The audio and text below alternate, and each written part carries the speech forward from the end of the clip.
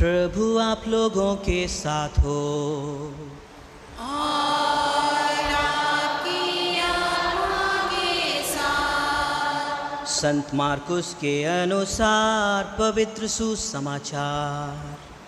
हे प्रभु तेरी महिमा हो।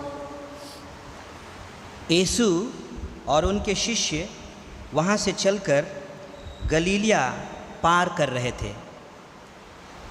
यीशु नहीं चाहते थे कि किसी को इसका पता चले, क्योंकि वह अपने शिष्यों को शिक्षा दे रहे थे। यीशु ने उनसे कहा, मानव पुत्र मनुष्यों के हवाले कर दिया जाएगा। वे उसे मार डालेंगे और मार डाले जाने के बाद वह तीसरे दिन जी उठेगा। शिष्य यह बात नहीं समझ पाते थे, किंतु यीशु से प्रश्न करने में उन्हें संकोच होता था। वे कफरनाहुम आए। घर पहुंचकर यीशु ने शिष्यों से पूछा, तुम लोग रास्ते में किस विषय पर विवाद कर रहे थे? वे चुप रहे, क्योंकि उन्होंने रास्ते में इस पर वाद विवाद किया था कि हम में सबसे बड़ा कौन है। यीशु बैठ गए और 12 को बुलाकर उन्होंने उनसे कहा, यदि कोई पहला होना चाहे तो वह सबसे पिछला और सबका सेवक बने। उन्होंने एक बालक को शिष्यों के बीच में खड़ा कर दिया और उसे गले लगाकर उनसे कहा, जो मेरे नाम पर इन बालकों में से किसी एक का स्वागत करता है, वह मेरा स्वागत करता है। वह मेरा नहीं बल्कि उसका स्वागत करता है जिसने मुझे भेजा है।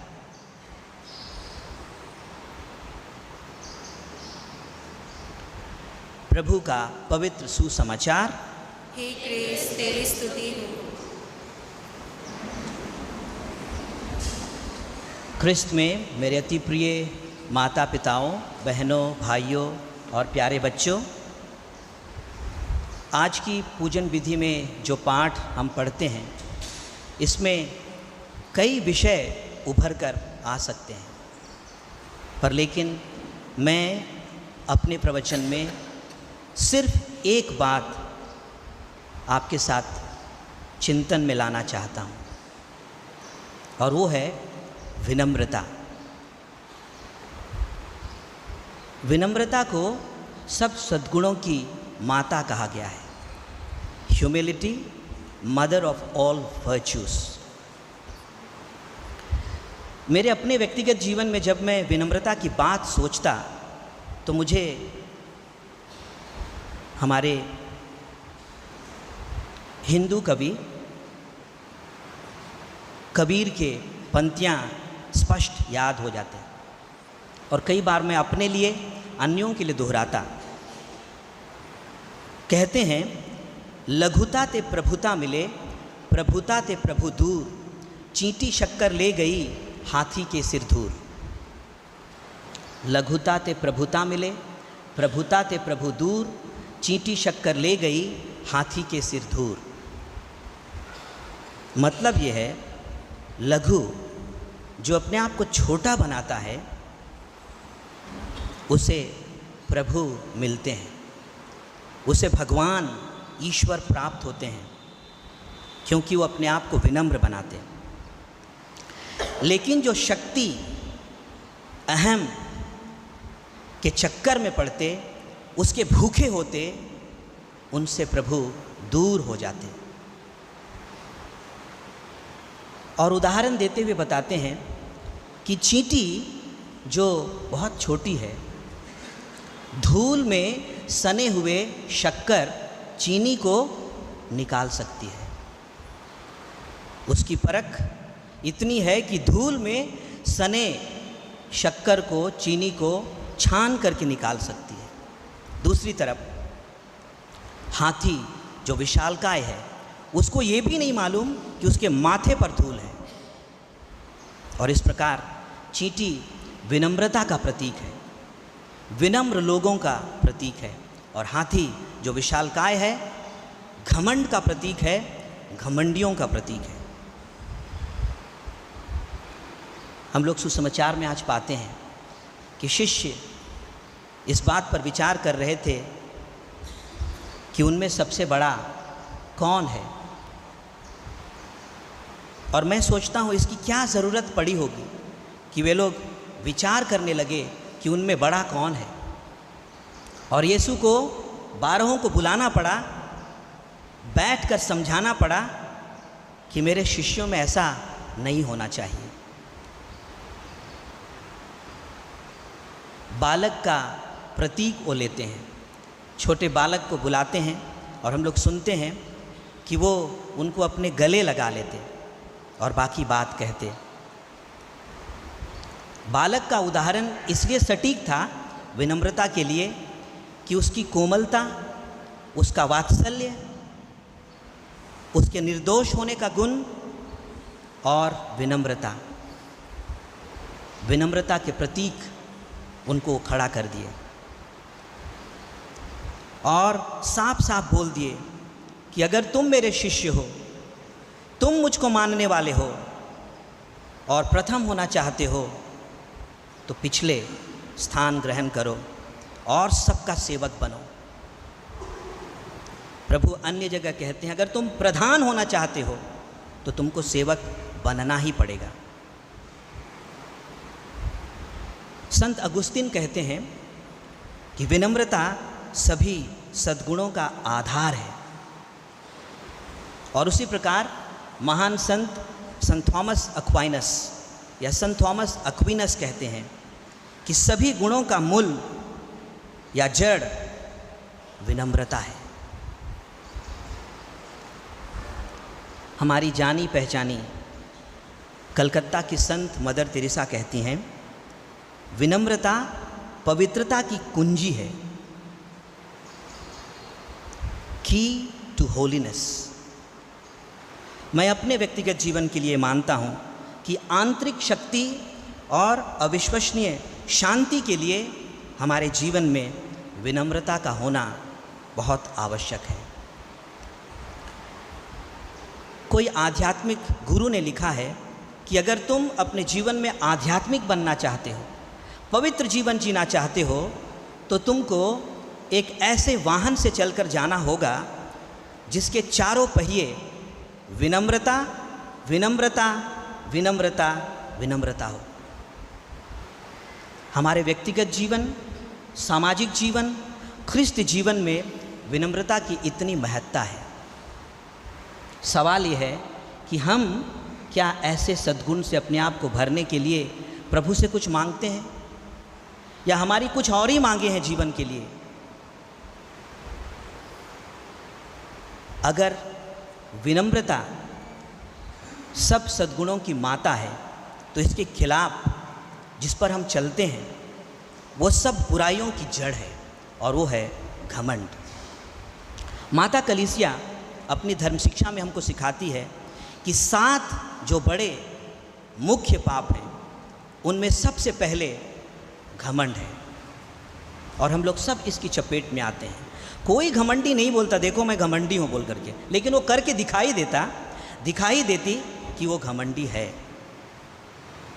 उसके सोच, उसके बोली वचन और वर्ताव से ये प्रकट होता कि वो सचमुच घमंडी है या नहीं, कि वो सचमुच विनम्र है या नहीं। अंग्रेजी में एक कहावत है, pride goes before a fall. Pride goes before a fall.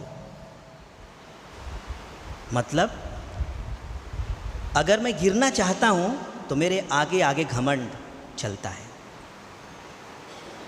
मैं अपने आप को सिखाने के लिए अपनी एक पंक्ति बार बार दोहराता हूँ जिसको मैंने लिखा है।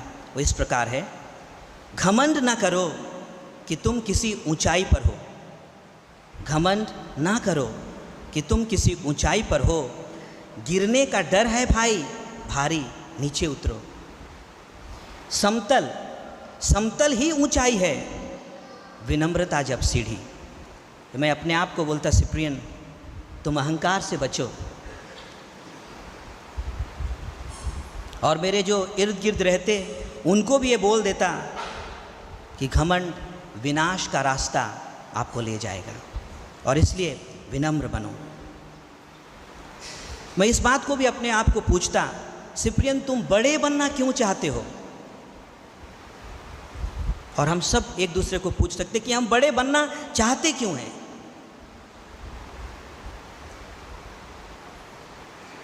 क्या ये सेवा के लिए है, जैसा यीशु ने सिखाया और कहा कि तुमको अगर बड़े बनना है तो सेवा करना पड़ेगा,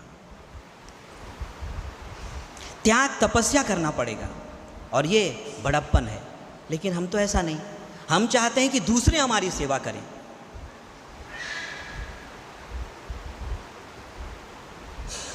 क्या मेरा बड़प्पन या बड़ा होना भातृत्व प्रेम के लिए है, जैसे कि आज की हम शुरुआत के प्रारंभिक संग्रहित प्रार्थना में पढ़ा कि प्रभु सारे नियमों का सार वो है तुझसे प्रेम करना और अपने पड़ोसी से प्रेम। अगर मैं इसलिए बड़ा होना चाहता हूं कि अपने अहंकार से दूसरों को रौंद दूं, अपने अधिकार से नाजायज फायदा उठाऊं और अपने अधिकार का दुरुपयोग करूं, तो अच्छा ये है कि मैं छोटा ही रहूं। कबीर का एक दूसरा दोहा है, बड़ा हुआ तो क्या हुआ, जैसे पेड़ खजूर, पंक्ति को छाया नहीं, फल लगे अति दूर। बड़ा हो कि क्या फ़ायदा, एक लाइन का छाया नहीं है और फल भी बहुत दूर। उससे अच्छा तो छोटा बनो, किसी को छाया दे दो, फल भी नज़दीक है, आराम से तोड़ करके खाएंगे।